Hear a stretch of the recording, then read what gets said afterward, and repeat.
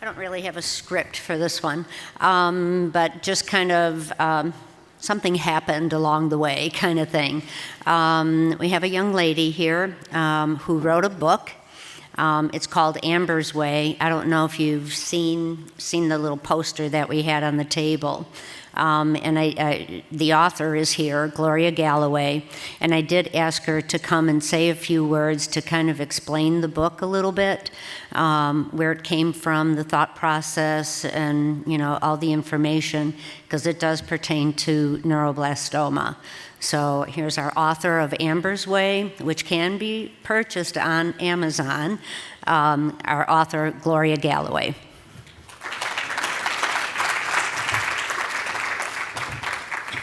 You can tell she's very persuasive to get me to get up here and talk. First of all, why have an author up here, right? Are we here to buy books? No. But as she said, there is a story behind the story. Can you hear me okay? Okay. And that's really what I want to talk about, how I met Pat, how I got involved with neuroblastoma, how I found out what it was, and trying to bring awareness for the disease, which is a terrible disease. So very briefly about the book, it's a fictional story about a young girl.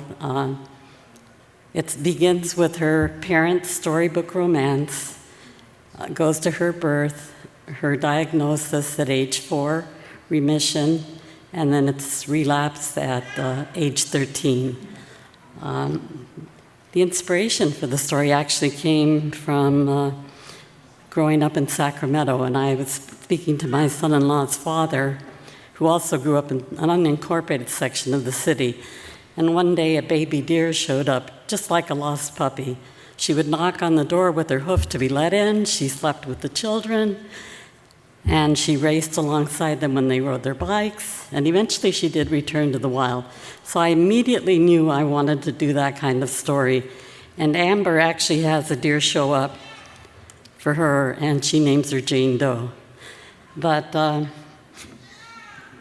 I'm a cancer survivor, and so I was debating at the time I started the story whether to make it about a young girl whose mother has cancer, or to make it about a young girl's cancer, little girl's cancer. So I immediately went into research childhood cancer, because I kind of leaned toward that because of the deer story. And of course, leukemia was top of the list, brain cancer second. And then neuroblastoma came up, and I thought, I've never heard of that. What is neuroblastoma? And I like to think of, when I speak, I always say that my psychologist, I enjoy my daily sessions with Dr. Google it. So I got on the internet and Googled neuroblastoma. And this is how I met Pat.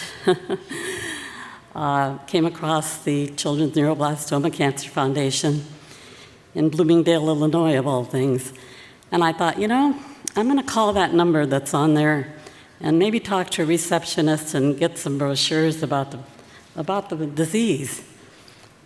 To my shock, Pat answered the phone. It was like I was speechless for a second. She goes, "Hello, is anyone there?" And I said, "I'm sorry, I didn't expect to connect with you." She goes, "Well, I'm the receptionist today, chief cook and bottle washer." So Pat and she talked to me for nearly an hour, and we were so simpatico. She, at one point, she confessed that she wasn't much of a reader, and I said, "Pat, you never tell an author you don't like to read, right?" And we laughed about that. I was a math major, sorry. Yeah, and so she mentioned she's a mathematician, right? So I said, "Oh, Pat, I just don't like math." She said, "Gloria, don't ever tell a mathematician you don't like math." So it was that kind of conversation. And I learned about, her son and more about neuroblastoma. And throughout the writing of the story, she was a godsend, helped me throughout it. And so many serendipity moments came up during the writing of the story, including at one point, Jessica, Amber's mother, is dealing with her relapse at age 13. And I said, I really need to speak to someone about this. And she said, well, we have a psychologist that works with our families. And she said, I think she's in Northern California. She says, she's in Sacramento. I said, Sacramento, Pat, that's where I'm from. Turns out she is a psychologist at the Kaiser that I go to in Sacramento. And so Hillary, she had conversations with me. We did a role play. And she said, okay, you be Amber's mother, Jessica, and you ask me the questions that that you would think to ask, and I will answer just like I would normally, a patient or one of my, sorry. Anyway, so it made it so authentic. It just reads, because it was authentic. And by the way, I listened to a speech that she did at the conference, Hillary, and it's so worthwhile. She's not here this year, and I was so bummed about that because I would have loved to see her here. But it's a 2022 conference, and it is so worthwhile. Marvelous speaker, and she goes into everything about what you're going through as far as, did I cause this? How can I speak to my child? What if they're asking these questions? Really, really marvelous. But anyway, like I said, it made the story so authentic. And then, again, Googling neuroblastoma, I came across the MIBG treatment, which is the treatment itself. There's the diagnosis, and then in the radioactivity in higher doses, actually is used for treatment. And I read that it was given in a leaded concrete room, and I thought, oh my God.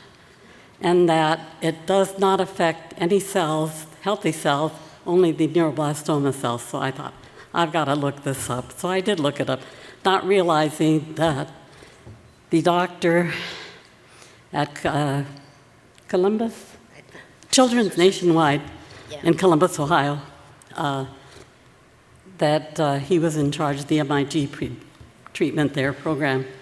So before knowing him, I emailed the hospital, again, like I called Pat's Foundation, and I emailed and said, I'm an author, and I'd like to know more about the MIBG treatment. Next morning, I get an email back from an administrator that said, Dr. Rainelli will be calling you when he has a moment today. I thought, oh my gosh, does he think I'm a mother that has a child? When he called, he said, no, I know you're an author. What do you want to know? He talked to me for over 40 minutes about the MIBG treatment. And again, making it so authentic.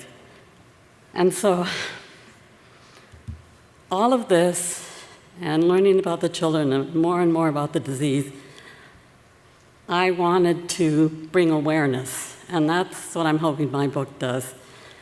I've actually done 2 podcasts, one in London, one in Sacramento, and I just a couple of weeks ago did one, it was a live radio talk show, and it went out on social media, and bringing up the CNCF hope each time, and the disease itself, and it was well received, and I'm going to continue to do that. As I said, I talk a lot about the book, but in my other talks, but I bring up neuroblastoma, and so many people don't know about it, and so yeah, that's bringing awareness. Also, about the time that Amazon had that SMILE program where they gave a percentage, anybody that bought could give a percentage. Amazon, if you named a charity, they would give it a small percent, very small percentage to that charity, just when you buy. You didn't have to donate anything. They got rid of that program because it wasn't profitable enough for them. And about that time, I called Pat to tell her that I'd made an agreement with my publisher that I wanted to contribute a percentage of the proceeds, however little or however much they are. And so they contributed an amount, and I contributed an amount, so a percentage of the proceeds are going to it. So. And thank you, Pat. She's the hero. Seriously. Thank you. Thank you, Pat. Thank you. Appreciate it.